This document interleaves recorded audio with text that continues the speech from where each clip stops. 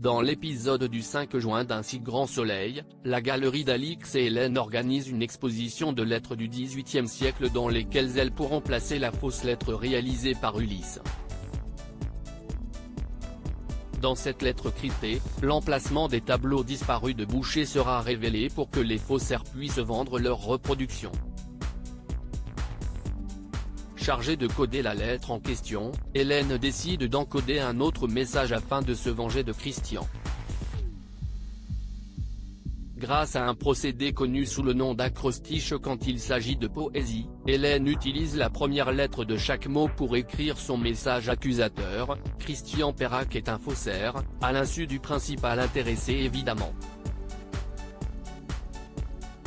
Ailleurs à Montpellier, Claire appelle son père pour confirmer sa présence à une randonnée qu'ils ont prévue tous les deux, mais ce dernier avait complètement oublié. Victor coupe ensuite court à la conversation quand Hélène arrive au sauvage. Après avoir vu que quelque chose semblait travailler son ex, Hélène insiste pour qu'il lui raconte ce qui ne va pas.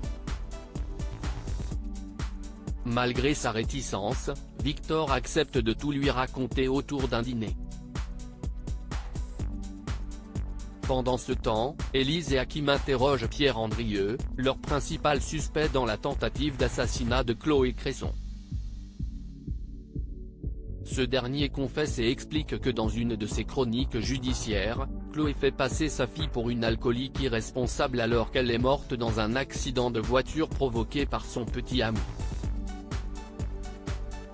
Dans son article, Chloé ajoutait par ailleurs qu'elle avait encouragé une réduction de peine pour le petit ami en question, sorti au bout de quelques semaines de prison malgré son acte. Dévasté, le père de famille se fiche de la peine qu'il encourt depuis que sa fille est morte. Chloé rompt avec Marc. Informée de la situation, Cécile décide de passer l'information à Chloé tout en précisant que Pierre Andrieux n'est cependant pas responsable du mail anonyme qui la dénonce auprès du parquet. Cette annonce fait culpabiliser Chloé, qui n'avait pas songé aux familles des victimes en écrivant sa chronique.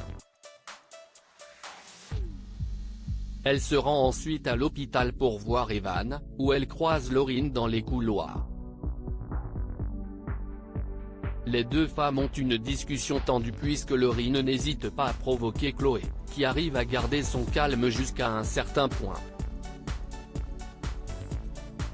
Alors que l'interne la provoque une fois de trop, Chloé lui retourne une gifle et s'en va.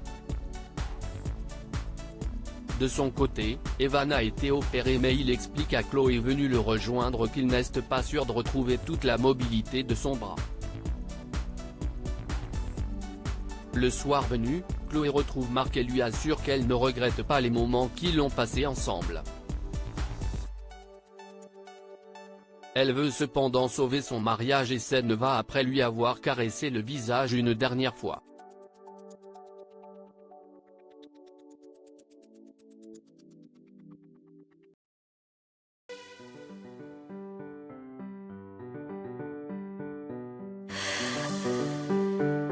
나